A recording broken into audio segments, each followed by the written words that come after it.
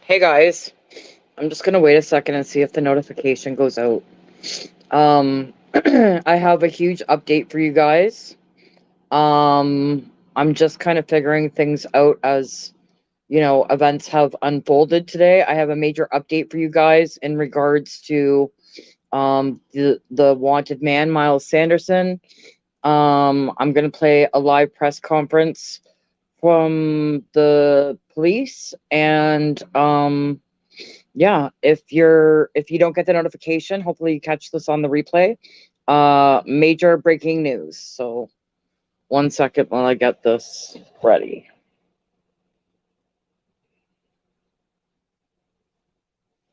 Good evening. This evening, our province is breathing a collective sigh of relief as Miles Sanderson is no longer at large. I can confirm that he is no longer a threat and there is no risk to the public related to this investigation.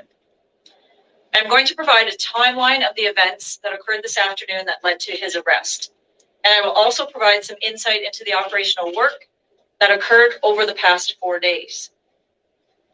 Here's what I can share with you about the Saskatchewan RCMP response in this investigation.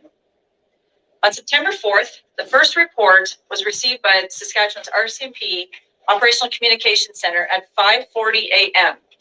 of a stabbing on James Smith Cree Nation. 2 RCMP officers on duty that morning were at Melfort RCMP detachment, approximately 45 kilometers from James Smith Cree Nation. They were dispatched by DOCC at 5:43 a.m. The second call came into DOCC at 5:59 a.m. It was a report of 2 injured people at a residence on James Smith Cree Nation. 19 minutes after the first report, police were already on their way to the scene. RCMP officers arrived at the first scene at James Smith Cree Nation at 6:18 a.m. At 6:20 a.m., one of the 2 police officers left the first scene to go to another scene on James Smith Cree Nation. He arrived at the second scene 12 minutes after departing the first. At 6:35, due to the significant risk to public safety that had been identified, the Saskatchewan RCMP prepared to issue an emergency alert. Hello guys. It was drafted, reviewed, Major update. verified, and issued at 7:12 a.m. The magnitude of this investigation is immense. Over the past 4 days, over 160 Saskatchewan, Manitoba, Alberta, and Ontario RCMP and municipal partner agency employees, both police officers and civilians, have been working non-stop on this investigation. On Wednesday, September 7th at 2:07 p.m., Waka RCMP received a 911 report of a break-and-enter in progress in Waka's detachment area. Further information provided stated Miles Sanderson was standing outside of a residence northeast of Waka and was armed with a knife. Sanderson stole a white Chevrolet Avalanche truck with Saskatchewan license plate 953LPL and fled the property. Please share this The out, you homeowner guys. was not physically injured. The Saskatchewan RCMP Operational Communications Center continued to receive additional reports of Miles traveling in a vehicle. All available police resources in that region immediately responded to the report, including neighboring RCMP detachments and an SPS, Saskatoon Police Service, and RCMP aircraft. At 2:49 p.m., an emergency alert was issued to help ensure the safety of residents in the Waka region and travelers on the highway. Between 2:49 and 3:35, the Saskatchewan RCMP Operational Communications Center received more than 20 calls from the public with potential sightings of the white Chevrolet Avalanche. The white Chevy truck was seen by a Rostern RCMP officer driving in an unmarked vehicle, traveling west along the highway towards Rostern at a speed recorded at 150 kilometers per hour. Holy Jesus. Police confirmed the license plate matched the initial report. At approximately 3:30 p.m., the suspect vehicle was seen traveling south on Highway 11, south of Rostern. To ensure the safety of drivers on the highway, The vehicle was directed off the road and into a nearby ditch. Police officers surrounded the vehicle and through verbal identification, confirmed the identity of the driver to be Miles Sanderson. He was arrested by police and taken into custody. A knife was located inside the vehicle.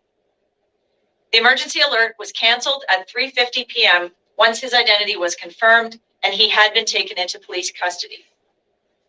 Shortly after his arrest, he went into medical distress. Nearby, EMS were called by police to attend the scene, and he was transported to a hospital in Saskatoon. He was pronounced deceased at the hospital.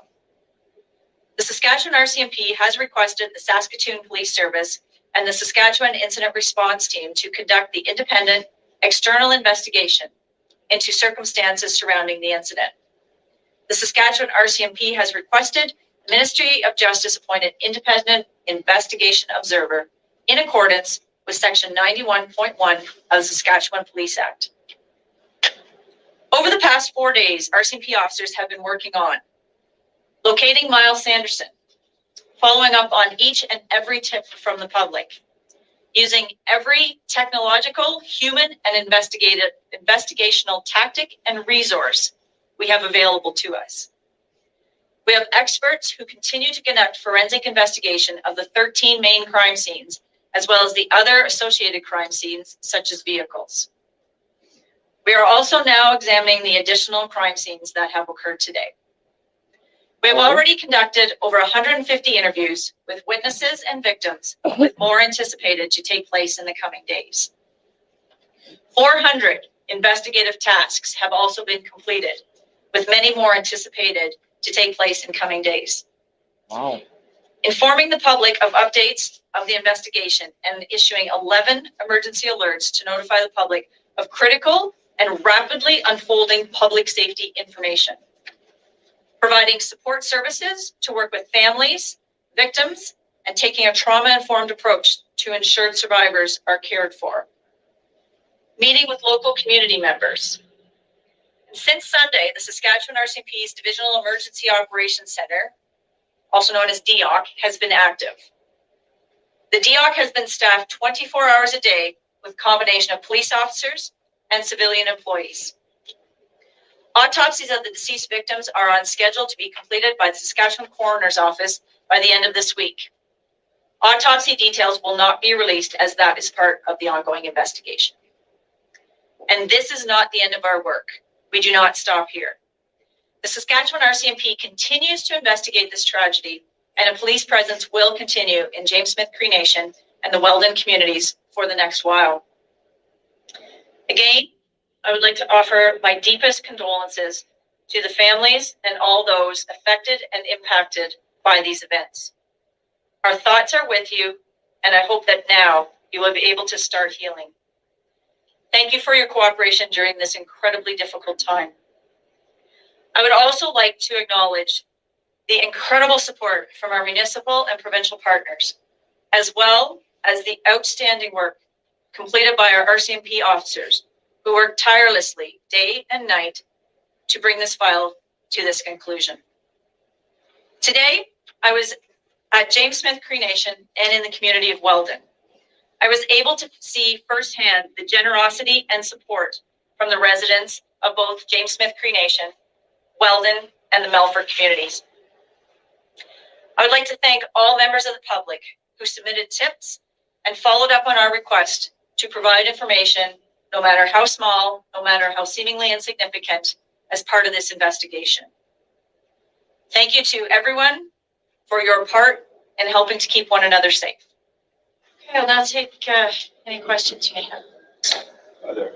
Alec Salom, Regina Leader Post. I'm going to ask, and I understand that this is part of an ongoing investigation, but we've seen footage of somebody standing beside the car, White Avalanche. We've seen photos of somebody being arrested by RCMP today, standing up. We've now been told that Sanderson is dead. How did he die? Was he alone when he was arrested? He was the only occupant of the vehicle when he was arrested. Shortly after being arrested, he went into medical distress. Emergency medical services responded and he was transported to hospital in Saskatoon, and that's where he was deceased. Was it an overdose? We've seen that somebody standing beside the scene, heard eyewitness accounts of somebody being arrested at the scene, standing up, seemingly normal. Was it an overdose? Did he? Right. It's just something I can't speak to the specific manner of death. That's going to be part of the autopsy that will be conducted. Do you have any hope over the 4 days?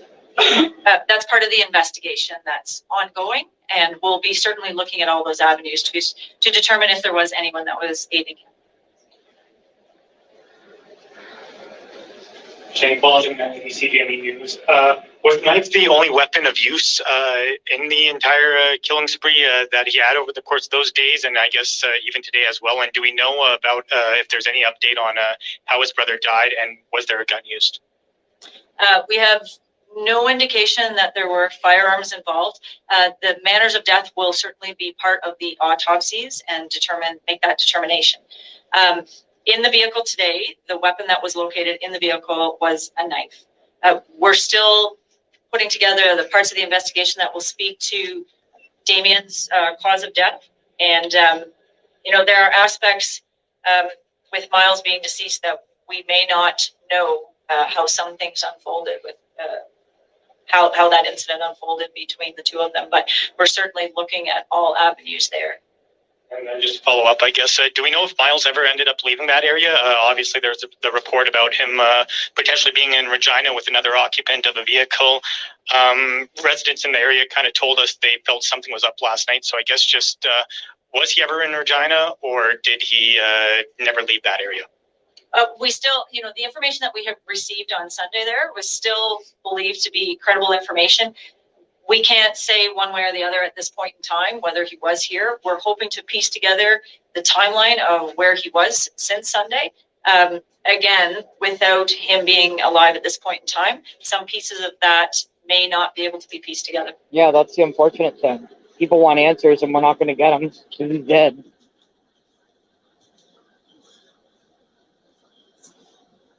Nikki here with the Canadian Press. I was just wondering if when he did go into medical distress, since he was in police custody, did any officers attempt to do CPR on the man? Absolutely.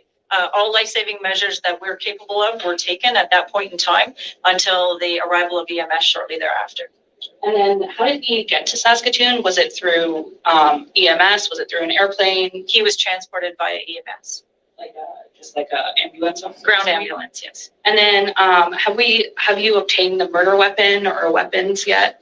So that's all part of the investigation. As the crime scenes are examined, any evidence would be taken into secure custody by our investigators. So any evidence there would be secured. And there's nothing about motive? No, and unfortunately, now that Miles is deceased, we may never have an understanding of that motivation. And we've conducted 120 interviews to this point. There's more that we have to do, but witnesses and people around him only have so much information. His Please share motivation this out, you guys. may at this time and forever only be known to Miles. Jesse Anton, CBC News. Just to follow up on Mickey's question first, did the life-saving measures that were taken involve Narcan at all? I can't speak to exactly what occurred on scene. I do know that our members there on scene were taking life-saving measures at that point in time, yes. Right, and I'm still looking to fill in a few blanks here. I know it's still an ongoing investigation, but any idea where he might have been over the last 4 days? And were those tips in Regina, James Smith, were those credible? That was already well, asked on us. we followed up on every tip, and we've had tips as far away as British Columbia, Alberta, and we asked the public to do that. We said, even if you're not sure, let us know, because it could be, right? So, we sort of created that, but that's what we need as part of the investigation and the process, because we don't know if someone decides, this isn't worth calling. That could be the tip or piece of information that we need. So we have had some tips that we have been able to determine were not credible. The one from Regina, we still haven't been able to eliminate. We are hoping to piece together a timeline so that at some point in time we can more definitively say where he was, but we really don't have that information at this point in time. Did you ever find the Nissan SUV? No, that's still part of the ongoing investigation, and hopefully as we piece together this timeline, that may lead us to points where we may be able to locate the SUV. Any idea where he was going on Highway 11? Yeah. No idea. I think Miles is the only one that can speak to that. Given that the speed he was driving is indicative of someone who was, just desperate to escape wherever he was at that point in time. Thank you. Tegan Rasha, Global News. Do you have any more details on how actually catching him went down? Was he trying to dodge cars on the highway? Was he driving faster than 150 kilometers an hour when they actually got him? It's, we don't have I don't have exact speeds that were occurring. We did end up engage in a pursuit. We don't take pursuits lightly. There has to be some significant risk to the public. And that's exactly what we felt today, that it warranted a pursuit. We were able to connect with that vehicle, remove it from the road, and return some sense of safety to the drivers on the road. Cole Davenport, CTV News. What is your message tonight to the remaining families and survivors of these attacks now that that this seems to have come to a very quick end? I was at James Smith Cree Nation today. I was speaking to residents there. Their message to me was, people were saying, I haven't slept. I can't sleep. I can't close my eyes. Every time I close my eyes, I hear a noise. And is that him? Is he coming back? So I hope that this brings them some sense of closure in that they can rest easy tonight, knowing that Miles Sanderson is no longer a threat to them. I think that's important because I don't think they can start that healing process. Right. And it is going to be a very long and extensive process for those individuals. Some of them have witnessed incredible trauma. And so hopefully this is the first step to allow them to start that healing process, the grieving process. That First Nation is a very small community. Everyone knows everyone. I was speaking with one individual today who talked about his relatives who were impacted and how much impact that's had on him. So that would be my message, is that I hope we have enabled them to have that ability to start their healing now. And just a quick follow-up, how does the RCMP plan to potentially play a role in some of that healing? A big part of what we do in this province is being part of our community, understanding, knowing our community. When I was there today, there was some individuals who were going to check on persons who had been injured who were at their house, and they asked if they could have RCMP go with them. And, they didn't ask for the RCMP. They asked, can Alphonse go with us? They know the members in their community, and they trust those members, and they ask for them by name. And, that's the important part that we play, that understanding of what these people have been through, trying to support them as much as we can as they start their very long journey of healing.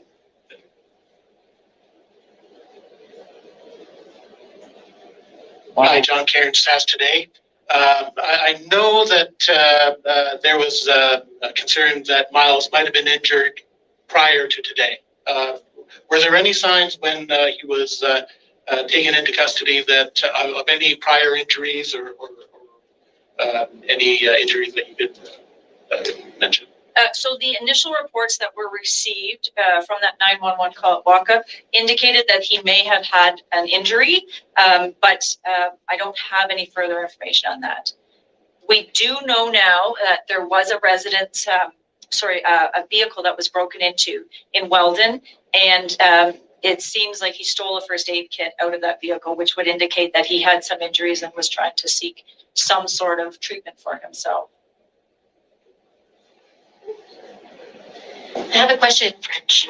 Yeah. Est-ce qu'on sait si Miles Sanderson est la personne qui a effectivement tué les 10 personnes qui sont maintenant mortes? She wants to know if we know for sure that Miles Sanderson is the person.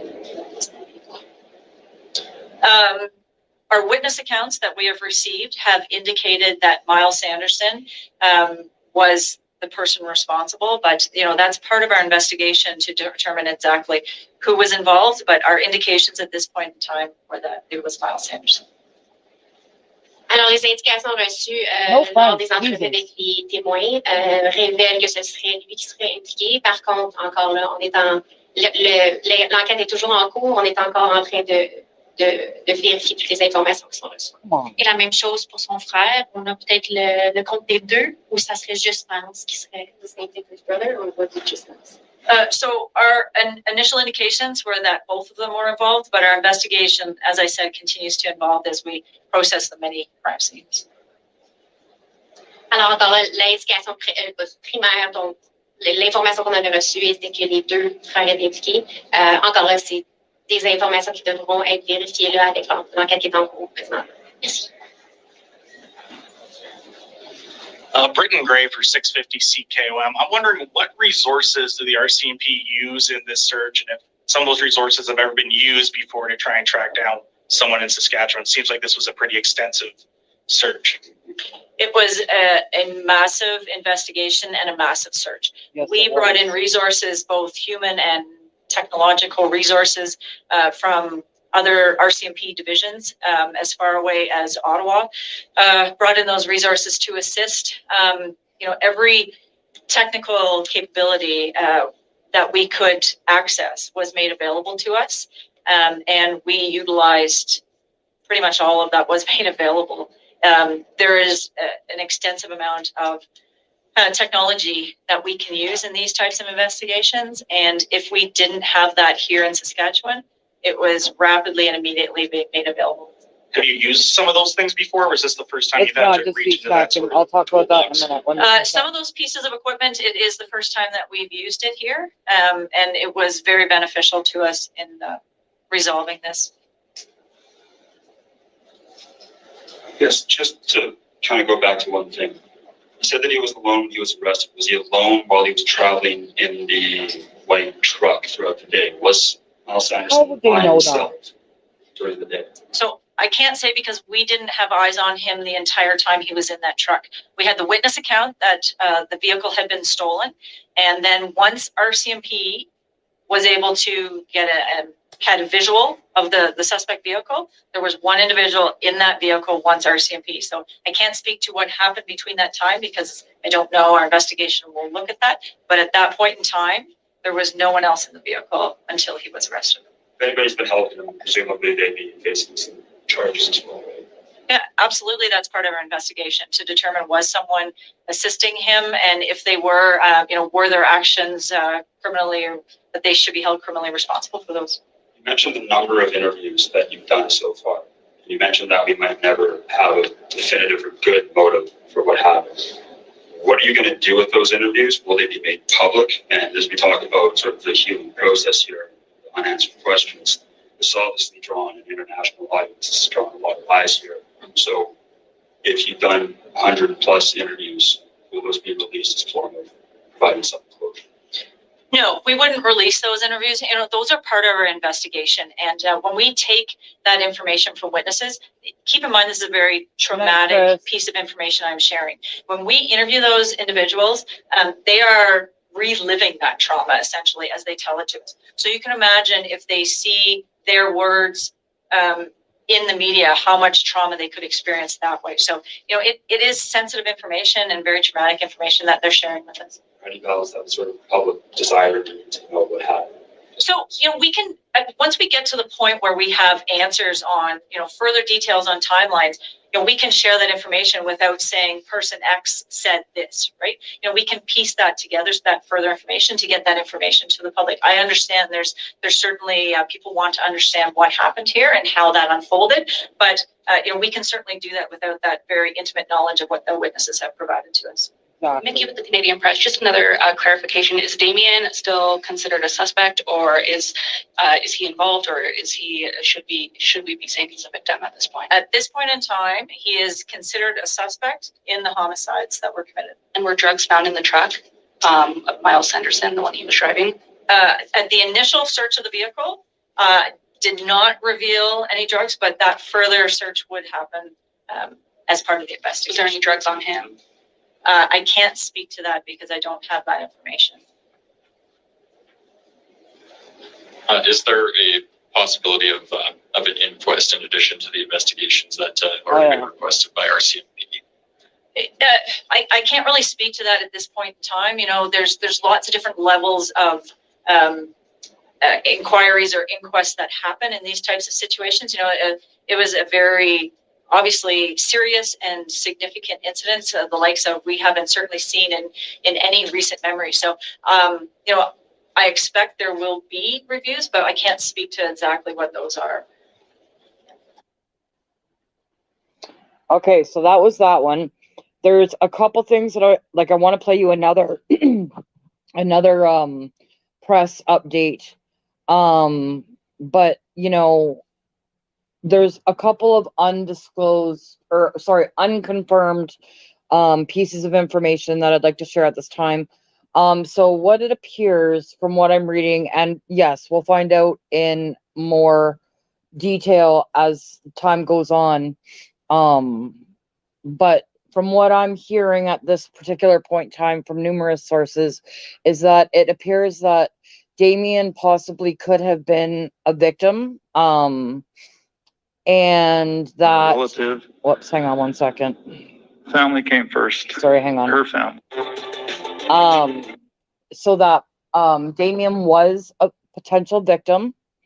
And that at the time that he was arrested, there was a high-speed chase, 150 kilometers an hour speeds, which is very fast.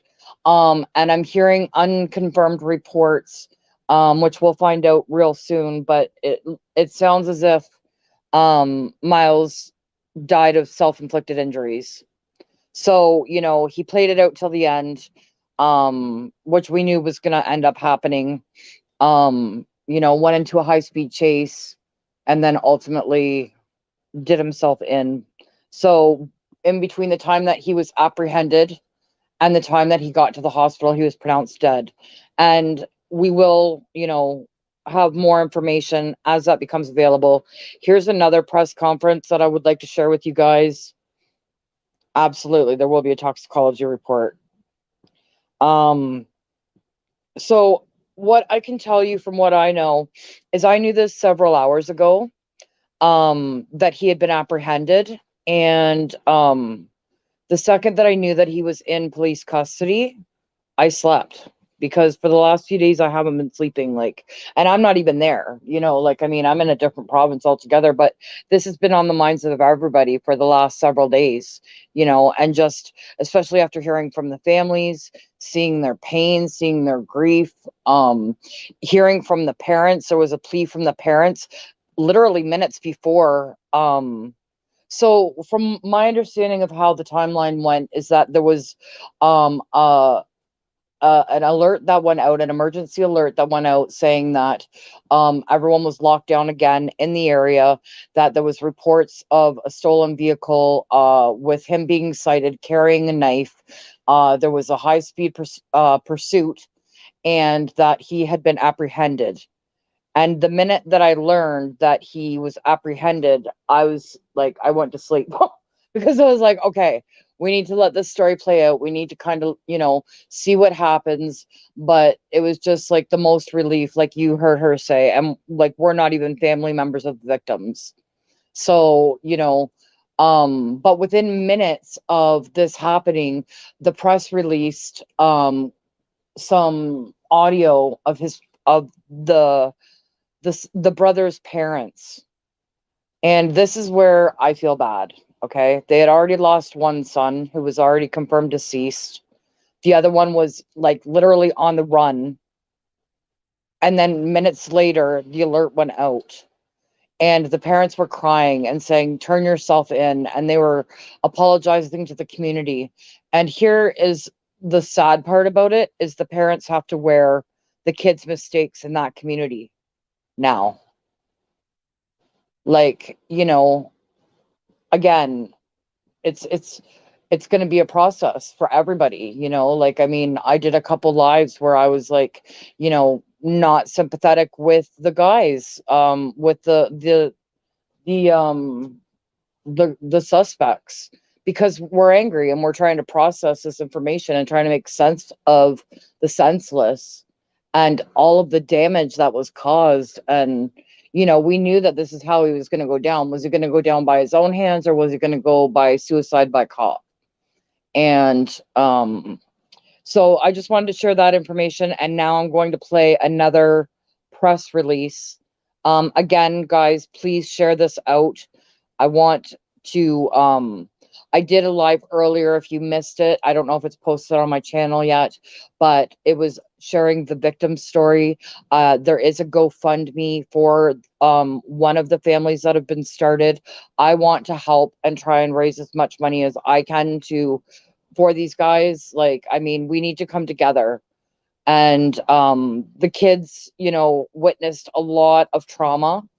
If you didn't hear the earlier live that I did, it was the families of one of a couple of the relatives that had passed away. Two of their family members had passed away. One of the other sons was stabbed in the neck and survived. He was a minor. And then they called someone for help, and a crisis response person came out to the house, and she also was killed at the time. And, you know, the mother and son lay dead in the driveway. She was protecting her son until the end. And then this lady comes to try and help as like a victim services crisis response resource, and was also killed at the scene. So the amount of trauma that this family has seen, I think the very least that we can do is come together and try and help. They're going to need a lot of support, a lot of resources. They're asking for trauma counseling, which I think is incredibly brave and admirable of them. And I think that's something that we need to focus on going forward. And another thing I would like to address just before I play this next piece is that, you know, I'm always very critical of things that, you know, levels of authority do. But from what I can tell in this situation and the way that it's been documented and the way that it's been handled, I have to give respect where it's due. And I believe that, you know, the police have done an exceptional job of trying to keep us as updated as possible, trying to keep the communities involved as safe as possible. And you know what? One for the good guys today. So I will give them that credit, because I'm always very critical of things that they do, but I think that it also needs to be recognized that they did a lot of things right, I think. But so that's just my opinion. And now I'm going to play this next one because it might have more details.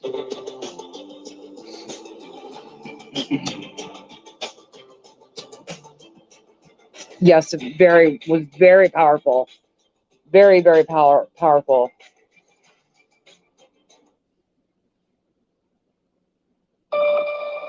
And I think that's what they learned from. Absolutely. Saskatchewan mass killing. And it shows. And that's why I'm giving them credit. The takedown and what we know about his violent past. For the first time, families are publicly sharing stories of loved ones lost. She was protecting her son. She was protecting these 3 little boys. This is why she's a hero. And in many ways, people are rallying to help the community shattered by tragedy. We're all impacted. Our country, the world is being impacted.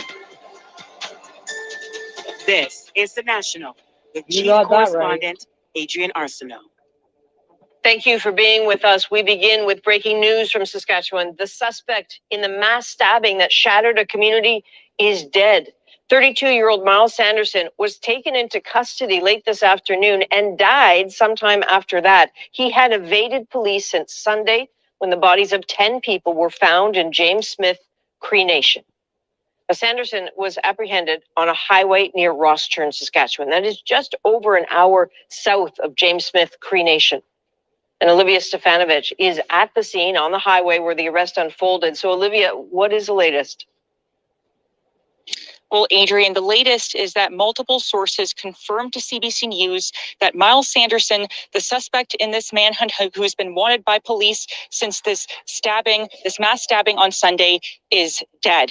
Now, we don't know the details, how he died or what happened, but we do know where this happened. It happened just behind me.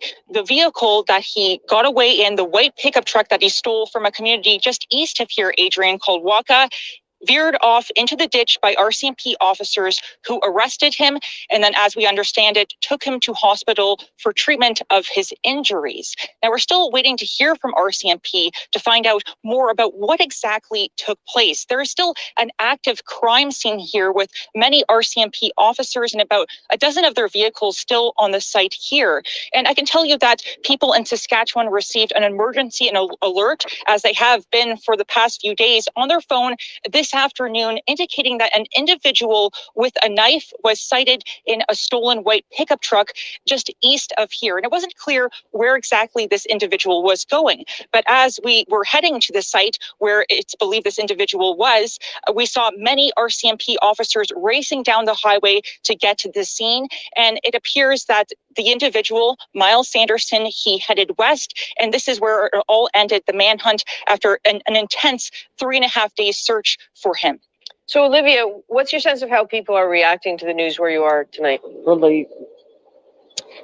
Well, they're breathing a huge sigh of relief. I spoke to an elder in the community of James Smith Cree Nation before we found out that Miles Sanderson is dead. And Adrian, he's been walking around his home and even sleeping with a shotgun. And he says finally he can unlock his doors, hug his families, and finally the community can grieve together and start this healing journey. Yes, they can. All right, thank you. It's Olivia Stefanovich right on the highway at Ross Turn where Miles Sanderson was arrested. Thank you, Olivia. So the RCMP are expected to share more details at a news conference a little later this hour. We'll be watching for that. We will bring it, of course, to you live as it happens. And today, the RCMP released the identities of 10 victims of Sunday's massacre, from young adults to senior citizens, mothers, grandmothers, sons, and daughters. Among them, a Canadian Forces veteran and a community first responder who died trying to protect others in harm's way. Even before the manhunt ended, there were vigils for the victims that had been planned for this evening. Sam Sampson joins us from one of those vigils at First Nations University of Canada in Regina as the latest news of Miles Sanderson comes in. Sam, what are you hearing there? Well, we're hearing that people are feeling the effects all the way here. They're just starting to light candles right now. The vigils is just about to get going. But as you mentioned, we are hours away from James Smith Cree Nation, but the emotions here are strong. Yeah. It's that empathy that one feels, right? Because we have a teaching of Wahkohtowin amongst our people, and Wahkohtowin talks about the kinship and the interrelatedness and the connection of people. So when something like that, when some big event like that happens, a drama, or even if it's something like to celebrate, we're all affected by it as First Nations people because of that belief in that interconnection between all of us, the relationship that exists amongst us. So for the healing aspect of it, it would be like a holistic kind of healing where we'd all come together. So another conversation that's happening, Adrian, right now is addressing drugs and alcohol in First Nations communities. Miles Sanderson had a history with drugs and violence, according to court documents. And so leaders say this is a big moment. I'm relieved that he's been caught. But right now I'm feeling such a sense of remorse and real sorrow for the sense of loss that James Smith Cree Nation, its communities are going through right now. I'm sure there's lots of questions as to why, but we all know that in Indigenous communities and communities right across the country, we're dealing with a real problem of drugs and alcohol and addictions. Yeah. And this is a rally call, I think, for Indigenous and non-Indigenous communities to come together and say enough is enough. I agree. So vigils like this, Adrian, are just the start of the healing process for so many. All right, Sam, thanks very much. Sam Sampson in Regina tonight. So another vigil this evening is in Prince Albert, where people have come to pay respects to those who have died. Aaron Collins is right there. Aaron, what's happening where you are this evening? Well, Adrian, this candlelight vigil in Prince Albert, which is about 45 minutes from the James Smith Cree Nation, is just about to get going. So that's why I'm being a little bit quiet. You can see it just behind me. And it's just one of the ways, Adrian, that people in this area are trying to help and to heal. When you're stuck, pinned down by sorrow, sometimes all you can do is try to keep going. Just staying busy help you. Yeah, that's my way of grieving. There's fun snacks for kids. Dawn Robbins' days are full helping kids from her community, one care package at a time. Is each bag for one bag per family? Is that how it goes? No, it's one bag per child. One bag per child. Yeah, so that they're ready to go. For Robbins, this tragedy, this pain is a shared burden. We're all impacted. You know, our country, the world is being impacted. Yeah. We've seen this, you know, time and time again, where there's tragedy and we come together. We grieve with other people, other nations, other communities, other places across the country, and they're grieving with us now. And all the help and support is needed. The demand is huge. Any opportunity to help seized by family, friends, and neighbors of those wrestling with incalculable grief. It still feels like it's a nightmare. It doesn't feel real. When we think about people passing away from natural causes, those are still hard, but we find a way to get through this. This is really hard. Hard for an entire community shaken to its core by this tragedy. We have one of our aunties that's been affected by this traumatically, as she's related to 7 of these victims. That's just so heartbreaking. That was her home community.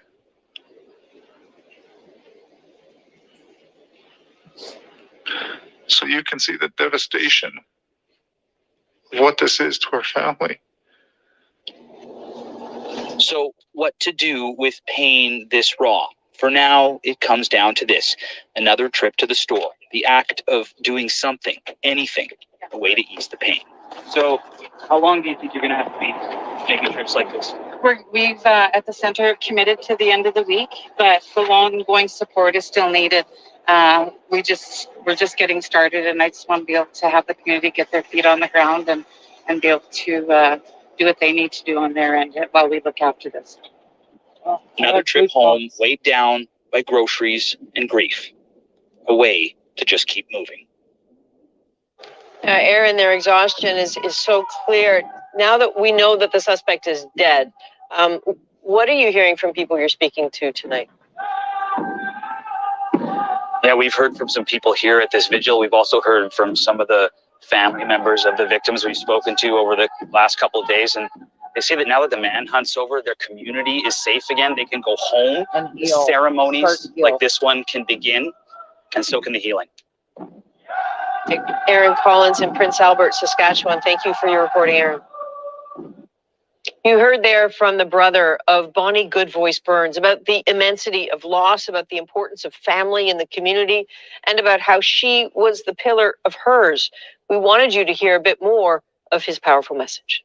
Very powerful. One of the things that I can say about my sister and Chuck's daughter and our niece and our relative, family came first, her family. We always talk about in First Nations culture, the matriarchal society.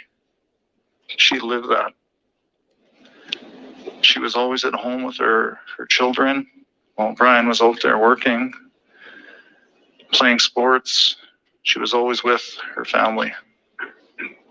She was the caretaker of her home. They had a beautiful home. And that's what we want people to remember her as. She's not a victim. She's a hero. Of the 18 wounded in the attack tonight, we know there are still 10 people in hospital. 2 of them are in critical condition. As we mentioned, the RCMP have now released the identities of all of those who died in the attack. We want to take a moment to tell you a little bit about each of them. Oh. We just heard from the family of 48-year-old Bonnie Goodvoice Burns and her son, 28-year-old Gregory Burns. Also killed at James Smith Cree Nation, 61-year-old Gloria Burns, a frontline worker who died trying to help others. Earl Burns Sr., a 66-year-old Indigenous veteran. 46-year-old Carol Burns. 49-year-old Lana Head, a security guard and a mother of 5. 54-year-old Christian Head. 49-year-old Robert Sanderson. And the youngest victim, 23-year-old Thomas Burns. And in Weldon, Saskatchewan, 78-year-old Wesley Peterson, a widower, remembered as a kind-hearted man who loved his cats. Now, earlier today, before we learned that the manhunt was over, the suspect dead, CBC News spoke with the parents of Miles and Damian Sanderson in an exclusive interview that made very clear their torment. I want to, first of all, apologize for what my son has done. My sons have done. We don't know the whole story. And I have to apologize to everybody that was hurt and affected by this horrible situation. I'd like to give all my sincere apologies to the families that my son has hurt. From my bottom of my heart, I mean it. I'm so sorry. I don't know what else to say, what to do.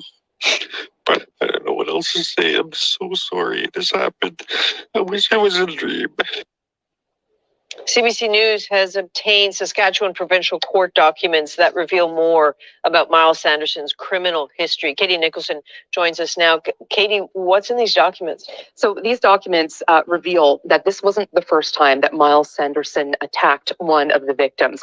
In January 2015, court records say that Sanderson tried to murder his father-in-law, Earl Burns, by repeatedly stabbing him with a knife. Now, of course, Earl Burns was an Indigenous veteran who Veterans Voices of Canada said gave his life to save his wife and grandchildren during Sunday's attack.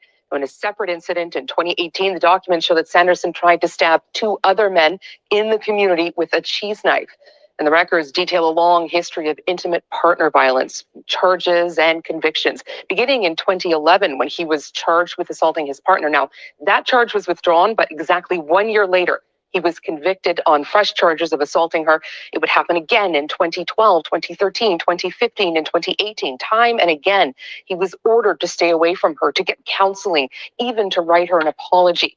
It wasn't those assaults that landed him in federal prison, though. That happened after he assaulted another person, made threats, and he brandished a sawed-off shotgun in 2017. That same year, he also assaulted a police officer while he was being arrested. So there's very clearly a pattern that has emerged in these documents. What is standing out for you? You know, there's just so many, a wide breadth of different charges there. But what really hits you is how he just refused to stay away from his family, from his partner, and that escalating pattern of violence, lashing out at the community, which of course we saw come to a tragic end on Sunday. Katie Nicholson, thank you for going through all of those. We appreciate it. And again, we are expecting to hear from the RCMP at 9:30 Eastern. We'll have that live for you the moment it begins. We want to turn to some other news now. With Canadians buckling under rising inflation and rising rates, there was yet another one today. The Bank of Canada has... I don't know where they pick back up in the video.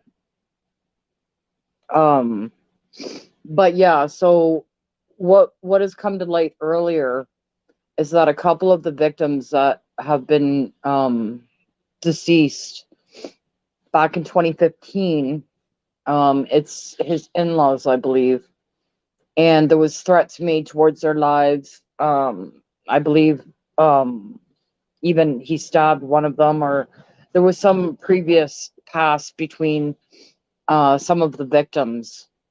And then it's tragic that, you know, years later it's gone on to come to fruition. But it's very sad, and it's going to take a long time for these families to recover if they ever do.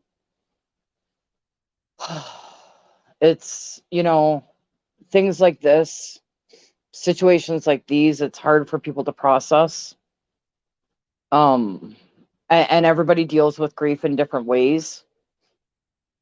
Some get angry. You know, there's so many emotions involved with grief, even under the best of circumstances. Like, even if someone dies from natural causes, there is that grieving stage, you know, denial, acceptance, bargaining, all kinds of of things, but when you add trauma on top of grief, that's a whole separate issue that a lot of people don't understand.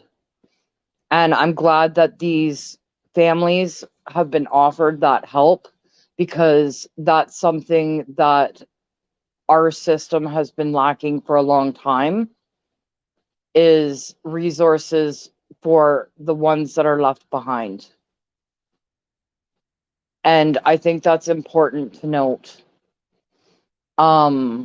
Something else that I've learned recently, just actually yesterday, and I was doing some research on it, and it was something that I touched upon in one of the lives that I did yesterday.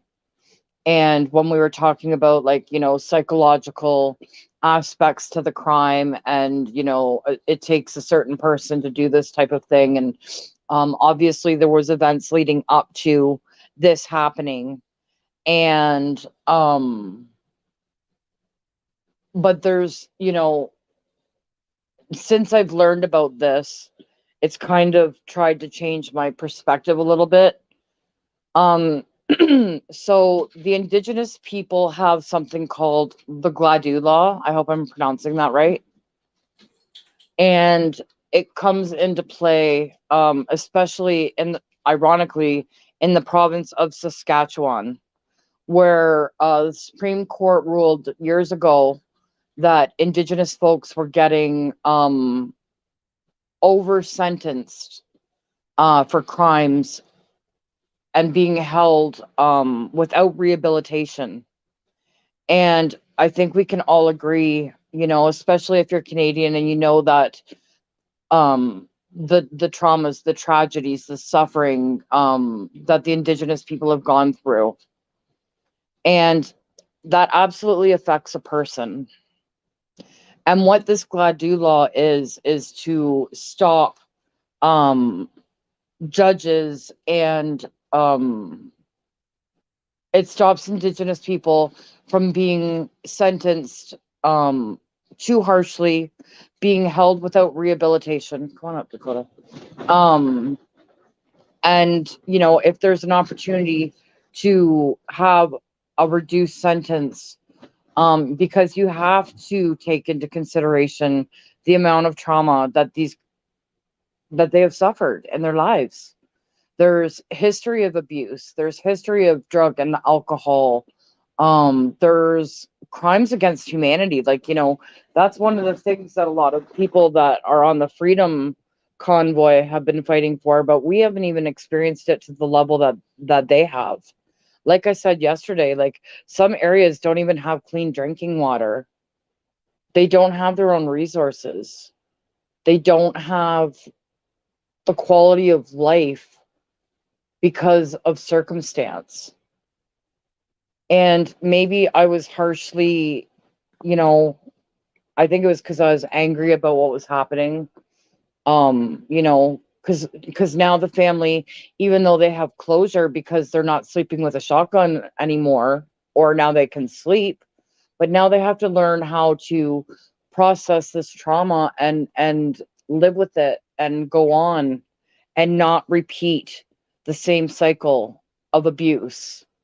And the residential schools, like, that's something I'm going to focus on, you know, in days to come, so people really get a full grasp of what they've been dealing with for a long period of time. And maybe if nothing else that can come out of these senseless tragedies, maybe there can be some sort of supports in place in the future for Indigenous people and for anyone, but especially the Indigenous. I also talked about when the Pope came to British Columbia and apologized to the Indigenous people because of the residential schools.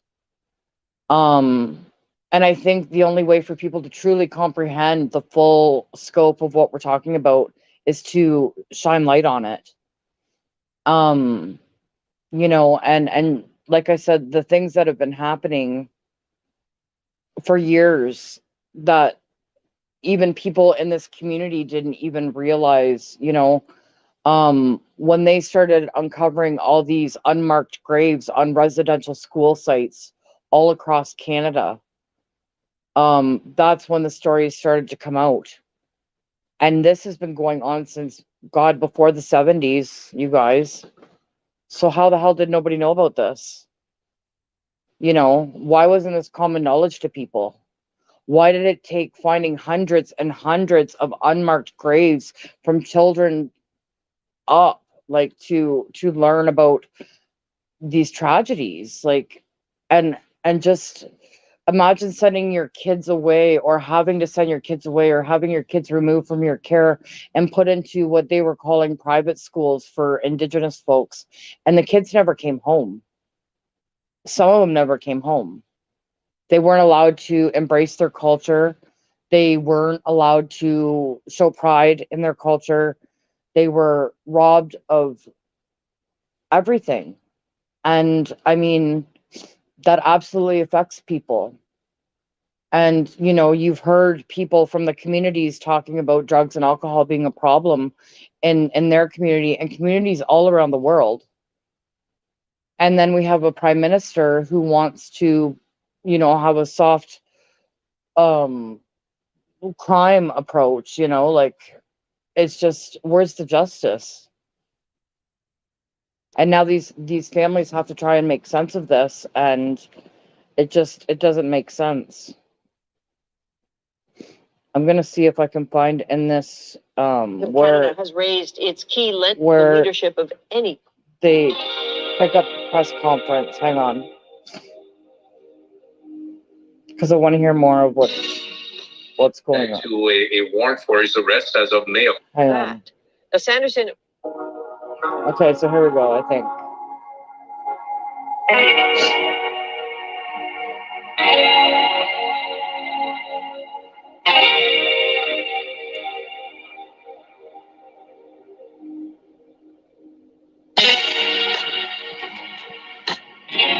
Hang on, sorry, I've got to find the exact spot. The death of Miles. I think they're just waiting for the next press conference.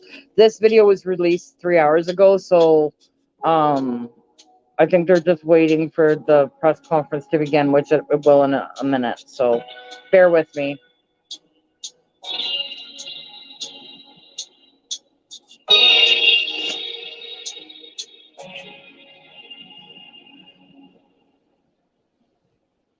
Okay, here we go.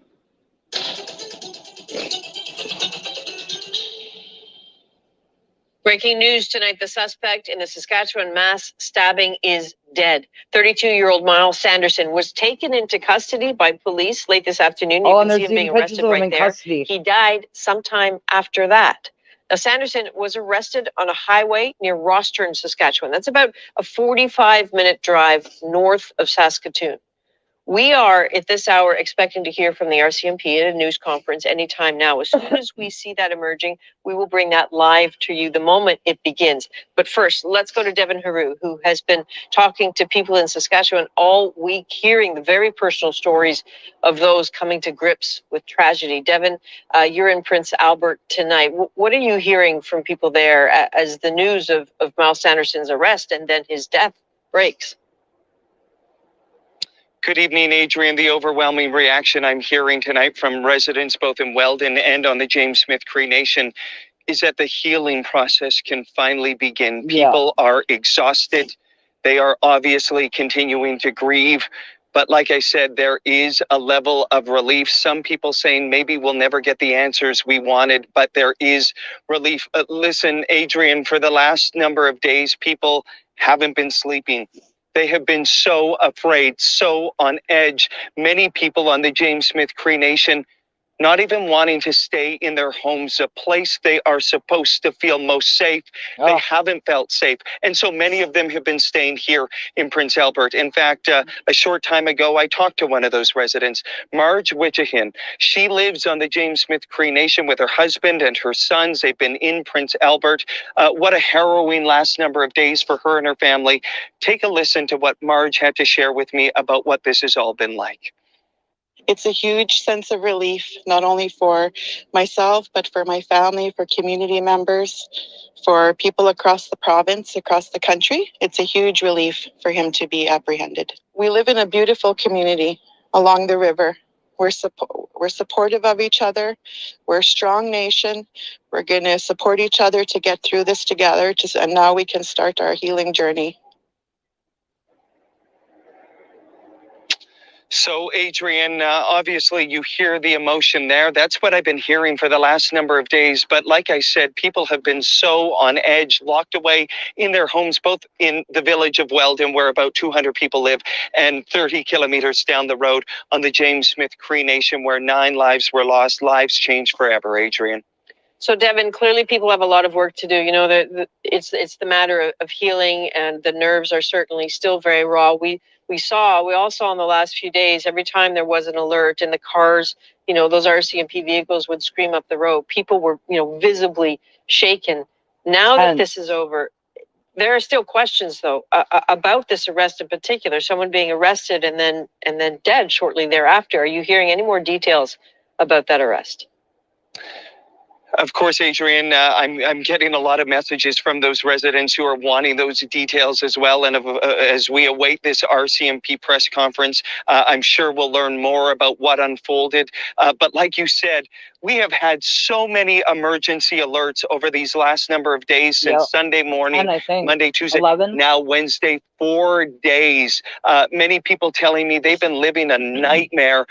So we had this arrest. Now we're learning of this breaking news, the death of Miles Sanderson. There are so many unanswered questions at this point, questions that residents have been asking throughout all of this, living in fear, like I said, locked away, many of them leaving their homes. So we await this RCMP press conference. So many people in this province still wanting to know what unfolded this afternoon. That emergency alert, Adrian, at 10 after 2, saying a man had stolen a vehicle in the community of Waka. And then an hour and 20 minutes later, the arrest of Miles Sanderson. And then now we're confirming that Miles Sanderson is dead. A lot of questions to be answered, Adrian. All right, Devin Heroux in Prince Albert, Saskatchewan tonight. Thank you as always, Devin. So again, as we wait for this RCMP newser, let's get some more reaction into all of this. PY Bourdois is the former RCMP Deputy Commissioner. He is in Ottawa. PY, again, thank you for joining us.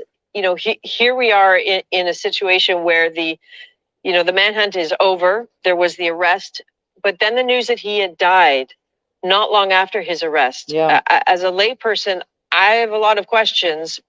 What about you? So do I, Adrian. Because what's interesting, I had privileged information telling me this news of his death. And then I kept looking at the footage of his arrest, where he's standing up. Yeah. And there are a number of officers proceeding with the regular search of the individual that they're arresting and moving him to a police vehicle. And he seems to be alive and alert.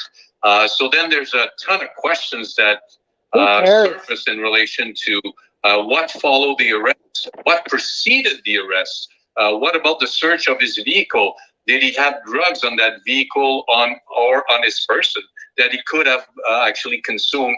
These are all hypotheses that investigators will need to answer to, and I would imagine an autopsy would be in short order in order to determine the cause of death of this self-inflicted individual. wounds is what I'm hearing. Absolutely, and it's entirely possible that this is the reason why we're seeing a little bit of a delay in the start of the RCMP news conference. Right. I would imagine they really need to, I knew he get was some dead facts before out the there before journalist they did. start talking. I was following someone who you was know, friends in with the the cop course at of the the last scene few days of apprehending him. It's been interesting to see there were the thoughts that he was in Regina, and then that false alarm yesterday, and then the multi-province alerts were scaled back to just Saskatchewan.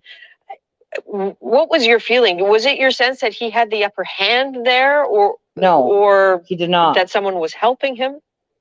Well, these are all interesting questions with regard, especially with someone helping him.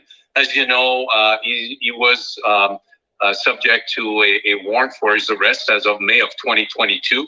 and he was hiding from the police from that point on. So it stands to reason that he couldn't just walk around. So it stands to reason that people could have helped him. Then the question is, like, did it continue following this tragedy that happened Please share this video on out, you Sunday guys. morning?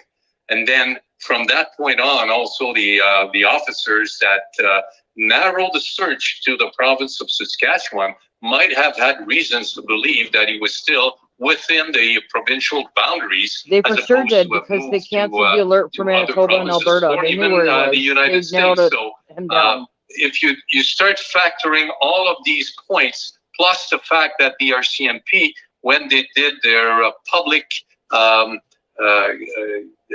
advice that he was arrested, one of the key points was the fact that they thanked the public for their support and their vital information. So again, from my point of view, I would suspect that the public had a whole lot to do with the apprehension of this individual. Well, certainly, there's no doubt that there was an enormous motivation in the entire province to get him on the plane today when we were returning back from Saskatchewan. When your cell phones start to go again, the people from Saskatchewan, the alerts started flashing, and everyone was talking about. You could hear people across the plains. Did they get him? Did they get him? So Yeah. it's been top of mind for people, and you hear people talk about wanting justice. What happens now investigatively with the police? Both suspects are dead. That hasn't been recovered Yes, yet. well, it's my knowledge. It's unfortunate up to a certain point for an investigator that is managing now simple facts as opposed to having the benefit of talking to one or the two individuals involved in these types of crime, if they choose to of course talk to law enforcement agencies. But the fact of the matter is, for the investigators now is to backtrack, try to determine what this individual was up to over the last 4 days, whether or not he had accomplices that helped him out in order to avoid detection by police officers, and also for police agencies writ large. It's kind of always lessons learned from this particular experience, whereas of course there are logistical challenges, but is there a way to do it better? And for the RCMP, that's going to be key as part of the post-mortem, if I may use the term. Indeed. All right, P.Y. Bourdois, thank you again for speaking with us. We appreciate it. We are still waiting for that RCMP news conference to get more details on today's events, what happened with the arrest, what happened with the death of Miles Sanderson. That news conference has been delayed. We will have it live for you as it begins. So after the break, we heard from Canadians struggling to get a doctor, but what are the doctors saying? Okay, let me try and The find CR the is next closed part where they tonight. pick back up. But so is Walkerton. Yes, we have to be ready. These walls, there's a dedication that's the best anyone in trouble could ever hope for. But these helpers need help too. And that, the things that we saw underwater are remarkably incredible condition. The suspect that police have been looking Okay, hang on. Here we go. Well, the difference with the Nova Scotia one is that he was driving an RCMP car around for how long, dressed as a police officer.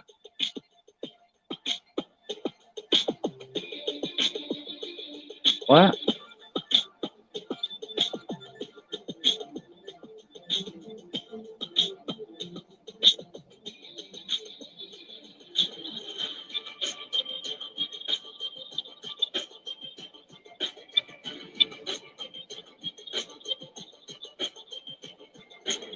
Sorry, it's coming up, you guys. 1 second. Time to roll a doobie and calm me nerves, you guys.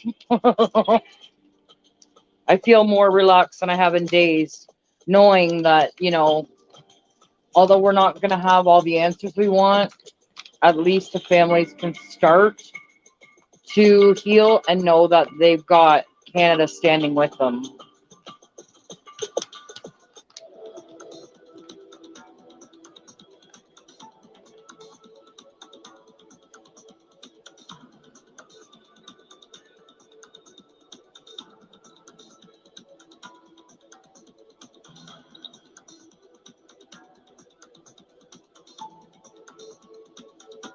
I don't want to fast forward it because I know it starts in like the next minute or something on the video. So just bear with me for 1 second.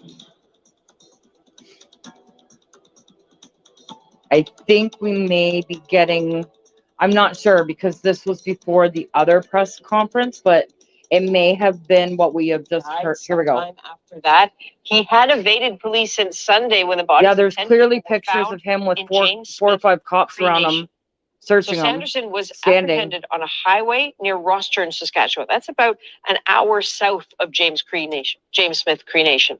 Olivia Stefanovich is at the scene on the highway right where that arrest unfolded. Olivia, what is the latest?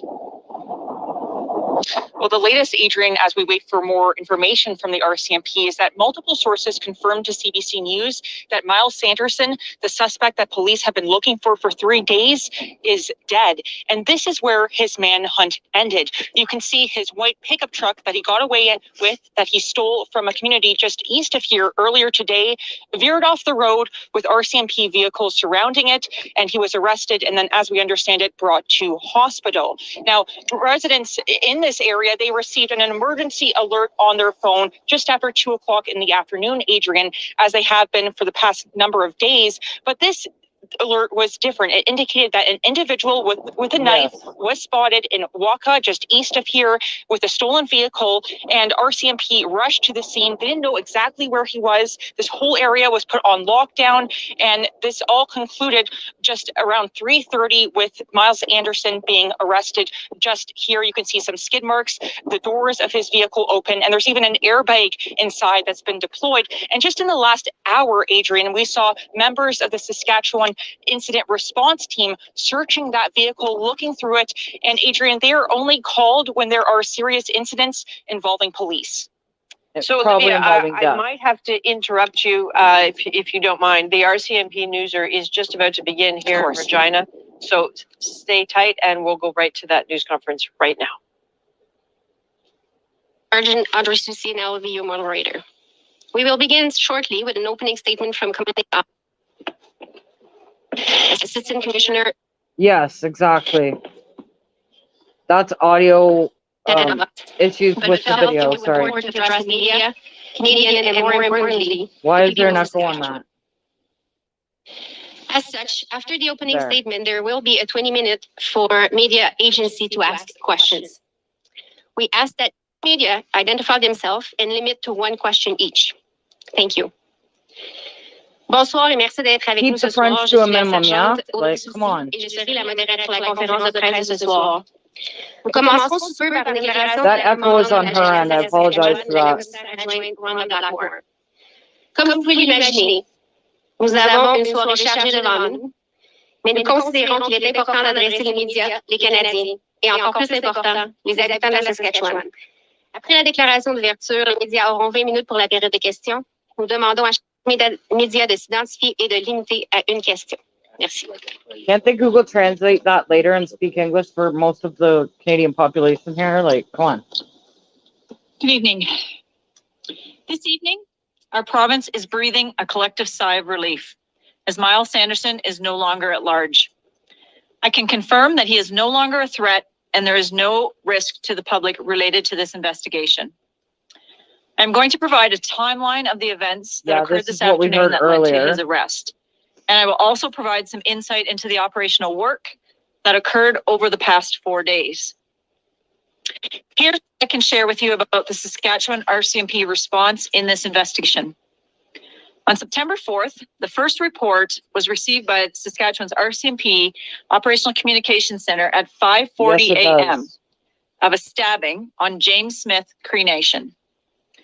2 RCMP officers on duty that morning were at Melfort RCMP detachment, approximately 45 kilometers from James Smith Cree Nation. They were dispatched by DOCC at 5:43 a.m. The second call came into DOCC at 5:59 a.m.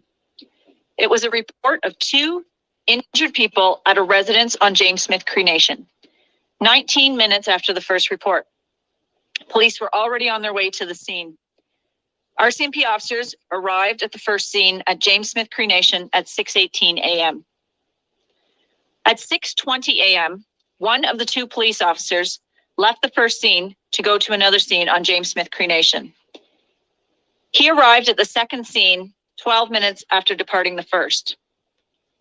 At 6:35, due to the significant risk to public safety that had been identified, the Saskatchewan RCMP prepared to issue an emergency alert. It was drafted, reviewed, verified, and issued at 7:12 a.m. The magnitude of this investigation is immense. Over the past 4 days, over 160 Saskatchewan, Manitoba, Alberta, and Ontario RCMP and municipal partner agency employees, both police officers and civilians, have been working non-stop on this investigation. I will give the cops credit. On Wednesday, September 7th at 2:07 p.m., Waka RCMP received a 911 report of a break and enter in progress in Waka's detachment area. Further information provided stated Miles Sanderson was standing outside of a residence northeast of Waka and was armed with a knife. Sanderson stole a white Chevrolet Avalanche truck with Saskatchewan license plate 953LPL and fled the property.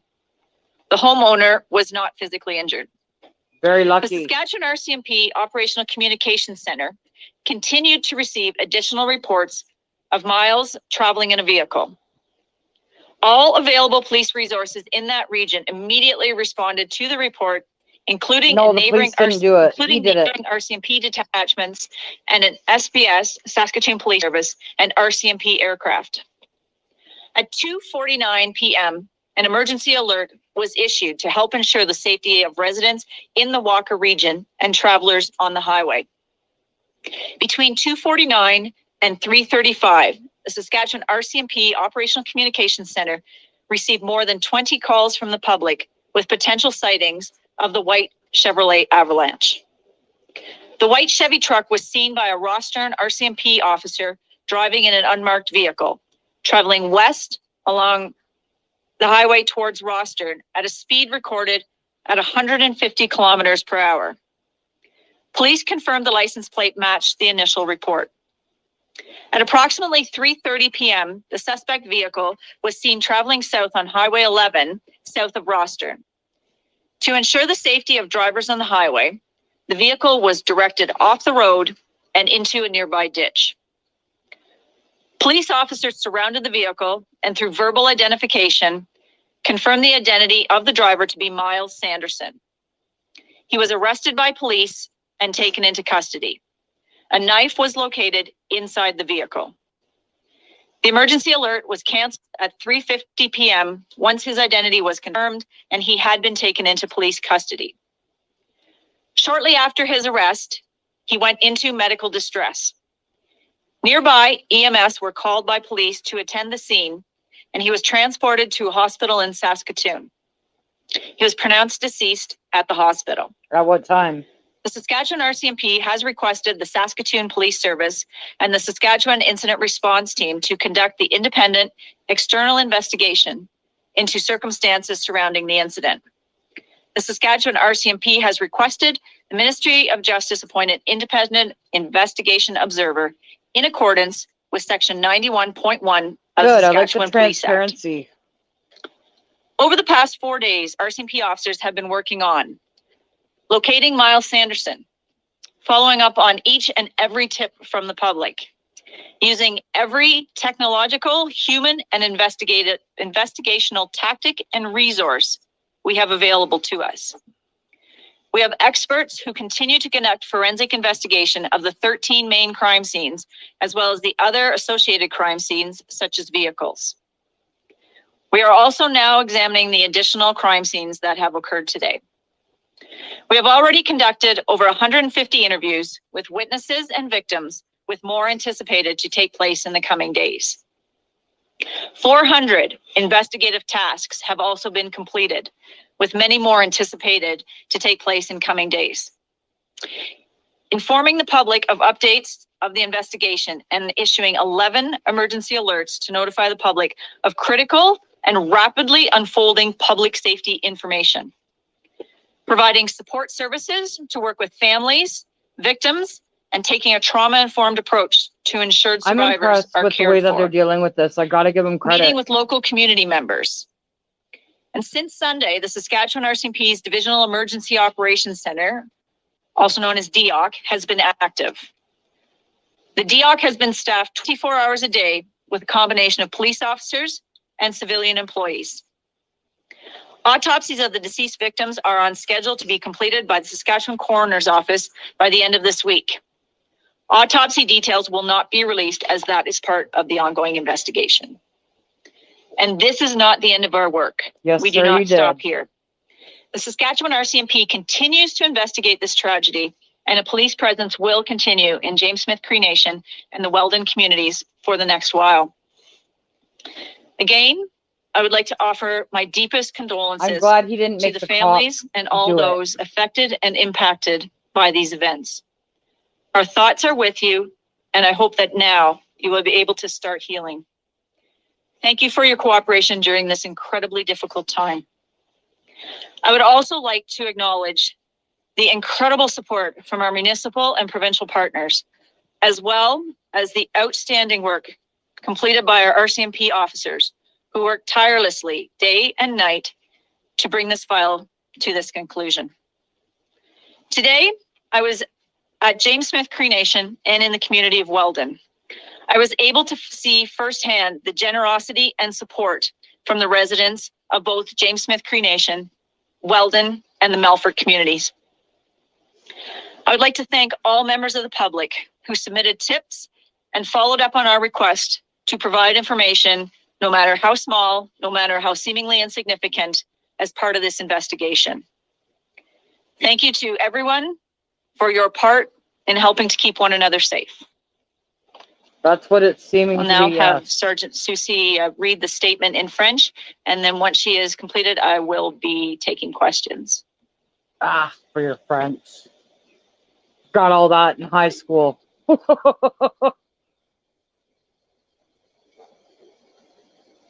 All right, so we are midway through the RCMP news conference in Saskatchewan, updating us through the timeline. They started with when this all began, 5:40 a.m. Sunday morning is when they first got the call of the very first stabbing. They then walked us through the critical moments up until this afternoon. Critically here, it seems clear that this vehicle that Miles Sanderson had taken, this white Chevy Avalanche that he had taken, was seen standing at the edge of someone's home with a knife, then took the vehicle. The homeowner and the car owner were all right. He was then spotted by an officer in an unmarked vehicle going 150 kilometers an hour on the highway. Where did he think he was in going? the vernacular of the RCMP, directed off the road, they say, and you can see when you look at those pictures, the skid marks on the highway where the vehicle goes off the road. Yeah. He was surrounded, taken into custody. And then critically, shortly after the arrest, they describe him going into medical distress and was then pronounced dead at a hospital in Saskatoon. They are acknowledging that there is going to be an investigation, special investigators looking into exactly what happened there, that their work is far from over. We all have so many questions. I want to bring in Olivia Stefanovic now, who's at the scene on the highway where that arrest unfolded. Olivia, so what stood out to you in that press conference? Well, Adrian, RCMP confirming that Miles Sanderson is dead and that he was alive when police arrested him. Yes, just very behind me much here, so. might be able to see his white pickup truck that he stole from Waka, Saskatchewan, just east of here, and that he went into medical distress after he was arrested, brought to hospital in Saskatoon, and was pronounced dead in that hospital. Now, how did this whole search unfold? Well, earlier today, around 2 o'clock, police say that they received a 911 call from a resident in the Waka area saying that Miles Sanderson was spotted in the driveway there and that he stole their vehicle. And that person was not injured, but Miles Sanderson then took that vehicle. Police chased him, and there were about 20 sightings, Adrian, that RCMP say they received from the public. This whole area was put under lockdown, and police directed that vehicle just off the road so no one else would be involved with this, no member of the public would be injured. And veered him into this ditch here. And you can see some of the doors of the vehicle are still open. The airbag is deployed. And as you mentioned, the skid marks can be seen on the road there.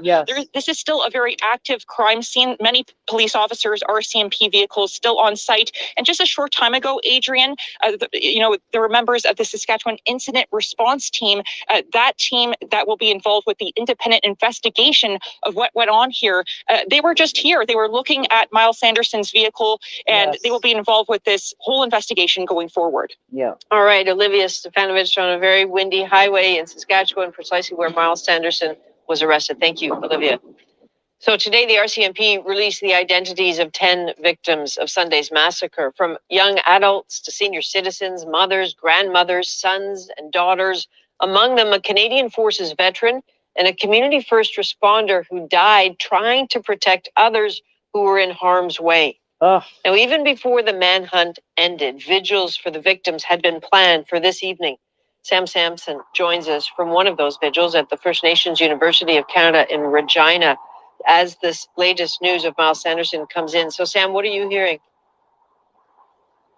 Well, right now, Adrian, we're actually in a moment of silence, so that's why I'm going to speak a little low here. But this vigil has been going on for about an hour and a half now, and even though we are about 3 hours from where the stabbings happened in James Smith Cree Nation, the emotions here are very high.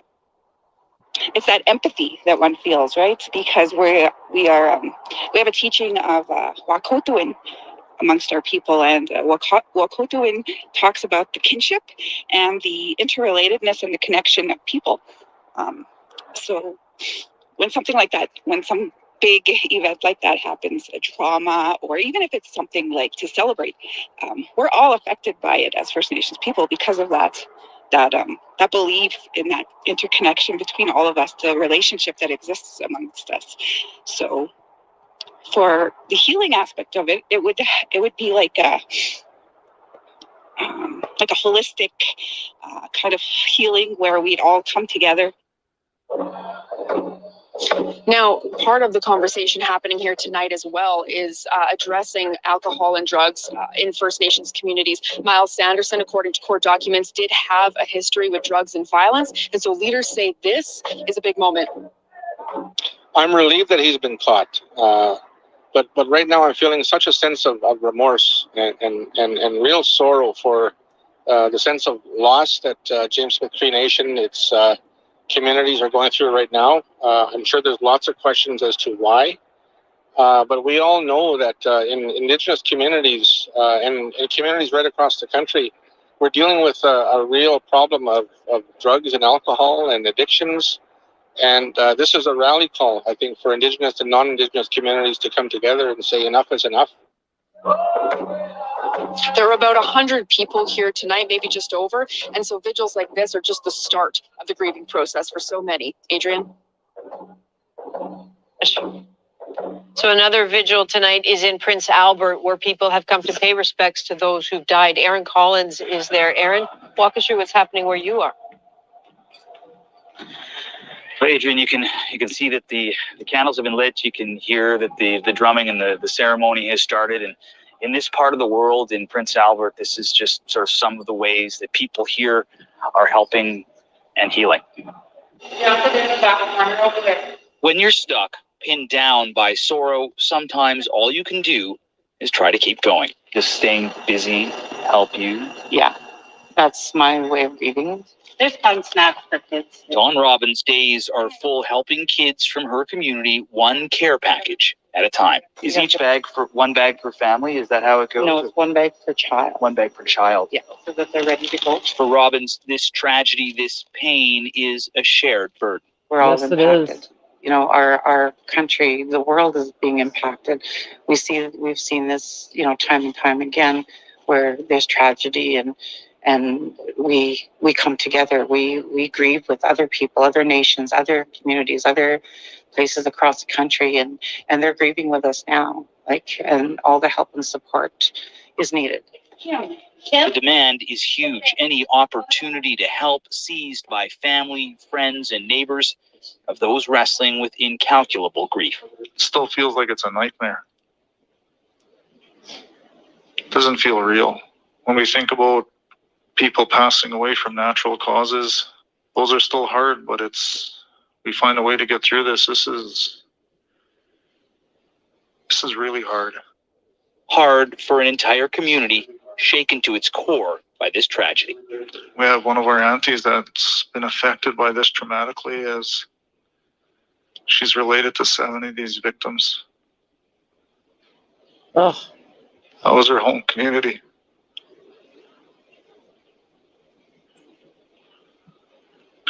So you can see the devastation, How do you even process that? what this is to our family. So what to do with pain this raw? For now, it comes down to this.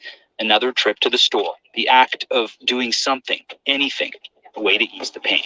So how long do you think you're going to have to be? These incredible women that they're interviewing right now are putting care packages together, food, supplies, anything, for the kids and the community members in the area. Do what they need to do on their end while we look after this. Another trip home, weighed down by groceries and grief. A way to just keep moving. And Aaron, now that the suspect is dead, what is the feeling from people there tonight? Yeah, we've heard from people here in Prince Albert. We've heard from some of the family members that we've spoken to of some of the folks that were killed in those attacks. And what we're hearing is that now that that page is turned, now that that chapter's done, it's safe to go home. Oh my God, sorry you guys. Ceremonies can start and Drop the healing the phone. can begin. All right, Aaron Collins in Prince Albert, Saskatchewan tonight. Thank you, Aaron. So you heard there at some point over the course of this evening from the brother of Bonnie Goodvoice Burns about the immensity of the loss, about the importance of family in the community, and about how she was the pillar of hers. We wanted you to hear a little bit more of his powerful message. One of the things that I can say about my sister and Chuck's daughter and our niece and our relative, family came first. Her family. We always talk about in First Nations culture, the matriarchal society. She lived that. She was always at home with her children while Brian was out there working, playing sports. She was always with her family. She was the caretaker of her home. They had a beautiful home. And that's what we want people to remember her as. She's not a victim. She's a hero. And of the 18 people wounded in the attack, tonight we know there are still 10 people in hospital. 2 of them are in critical condition. As we mentioned, the RCMP have now released the identities of all of those who died in the attack. We want to take a moment to tell you a little bit about each of them. We just heard from the family of 48-year-old Bonnie Goodvoice Burns and her son, 28-year-old Gregory Burns. Also killed at James Smith Cree Nation, 61-year-old Gloria Burns, a frontline worker who died trying to help others. Earl Burns Sr., a 66-year-old Indigenous veteran. 46-year-old Carol Burns. 49-year-old Lana Head, a security guard and a mother of 5. 54-year-old Christian Head. 49-year-old Robert Sanderson. And the youngest victim, 23-year-old Thomas Burns. And in Weldon, Saskatchewan, 78-year-old Wesley Peterson, a widower, remembered as a kind-hearted man who loved his cats. Earlier today, before we learned that the manhunt was over, before we learned that Miles Sanderson was dead, CBC News spoke to his parents in an exclusive interview that made very clear their torment. This was literally before the emergency alert went out about the vehicle in the area. My son has done. Minutes before. My sons have done. We don't know the whole story. And I have to apologize to everybody that was hurt and affected by this horrible situation. I'd like to give all my sincere apologies to the families that my heart goes out to son the has parents. hurt from my bottom of my heart, I mean it. I'm so sorry. I don't know what else to say, what to do. But I don't know what else to say. I'm so sorry this happened. I wish it was a dream. CBC News has obtained Saskatchewan provincial court documents that reveal more about Miles Sanderson's criminal history. Katie Nicholson joins us now. Katie, what's in these documents? I think perhaps one of the most shocking facts is that they reveal this wasn't the first time Miles Sanderson had targeted one of the people who were killed on Sunday. So the records show that in January of 2015, Sanderson tried to murder his father-in-law, Earl Burns, by repeatedly stabbing him with a knife.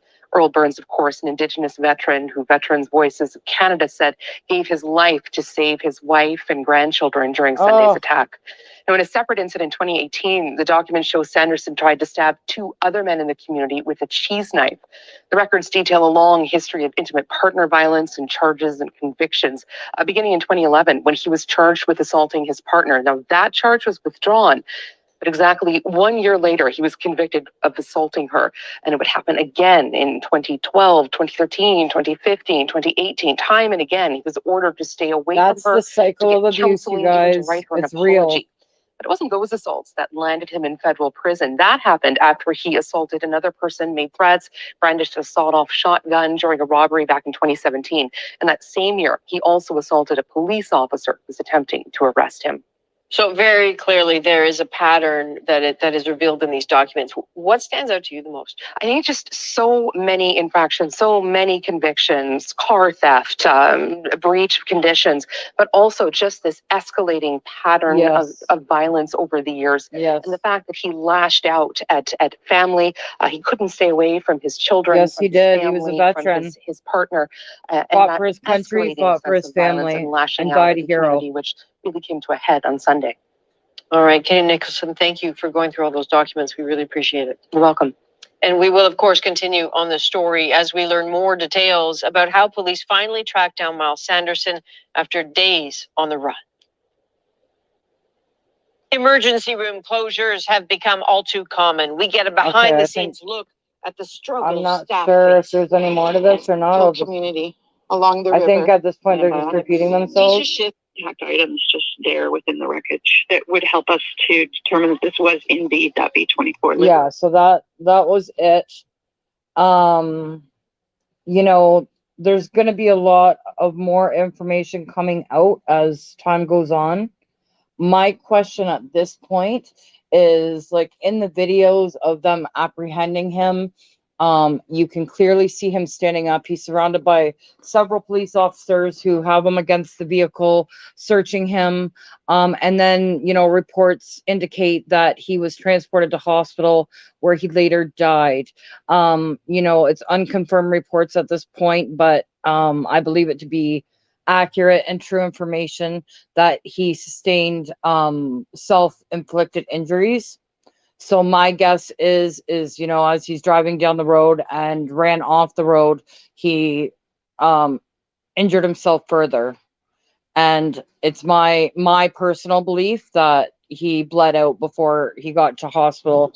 But again, I wasn't there. I don't know, but I mean, just based on what I'm hearing, and I don't want to speculate until it has been officially confirmed, but pretty reliable sources reveal that could have been exactly what happened. Nobody's pointing the fingers at the police. Actually, this is the one time that I'm probably not. I actually commend them for doing a job well done. A lot of people, when they talk about this situation, the situation that occurred in Nova Scotia, where, you know, that happened years ago, that was a different scenario. And, you know, there was somebody that was on the loose. You know, there was not really much communication with the public. He was dressed as a police officer. He went on to kill, I believe it was, I can't remember the exact number. I want to say 22, but I could be wrong. And if I am, I apologize. The number of fatalities that occurred before he ultimately died. So, you know, there's no good outcome to these situations. And again, I do feel sorry for all of the victims, the survivors, including the Sanderson parents, because now it's such a small community. They are going to wear the scars of this forever.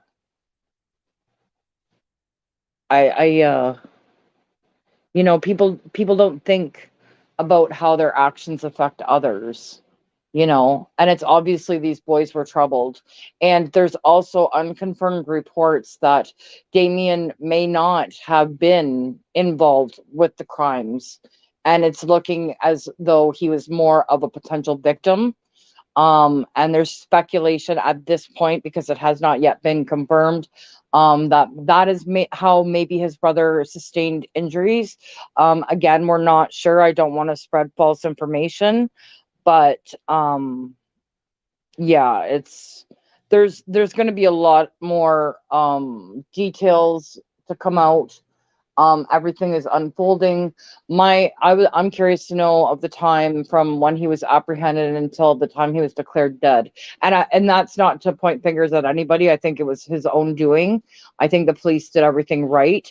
I think they did a reasonably good job at keeping the public and the communities involved aware of what was going on.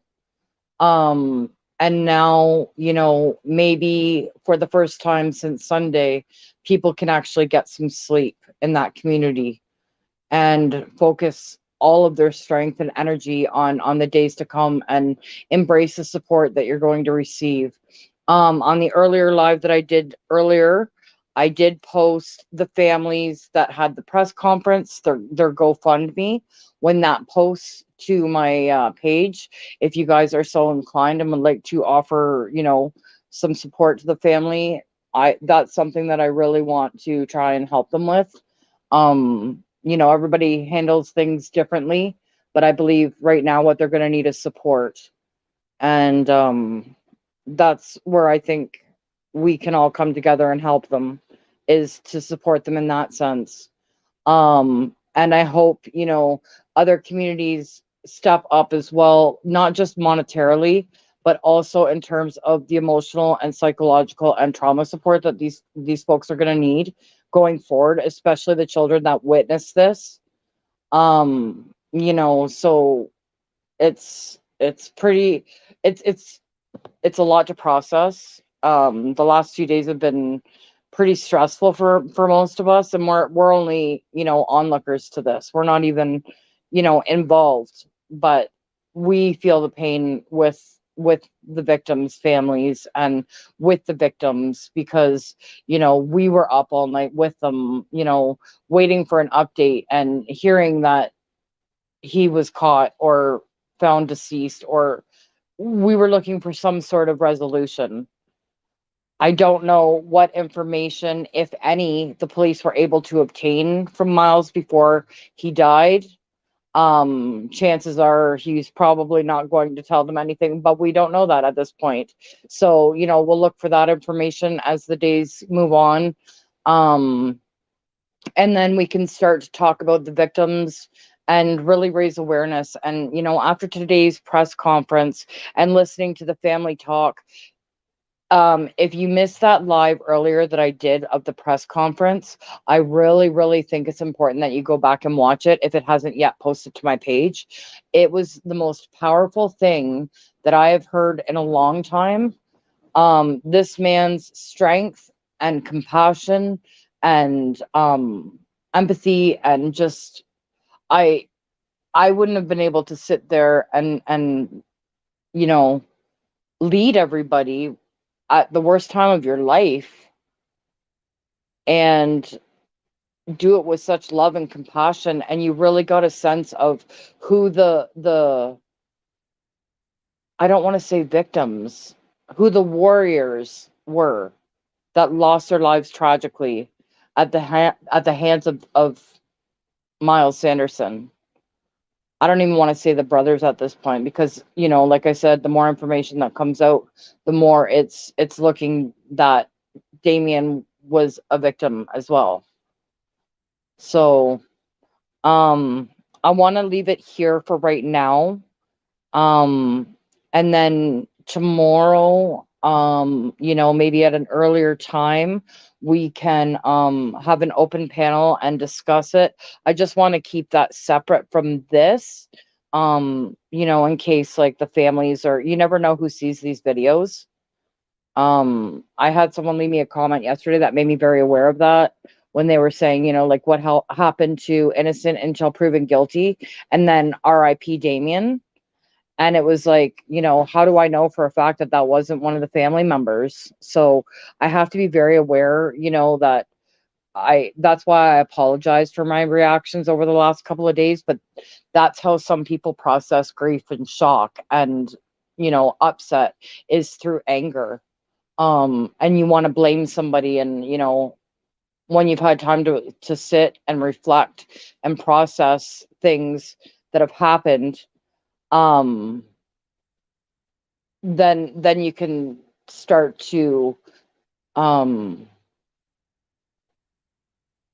understand or process it in a way, or explain it in a way where there's not so much raw anger involved, because now at this point that it's over in that regard, in terms of him being on the loose and the danger aspect, now we need to focus on sending love and healing vibes to the families, because that's what they're going to need.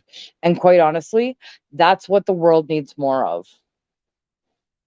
We have all been walking around for the last couple of years so mad, so angry, so divided, and you know what? That's what helps create situations like this. And maybe that's where us as a community can come together and say, you know what? I am not going to let this world make me angry. I am not going to let things that have happened jade my opinion of everyone. You know, hold those people accountable.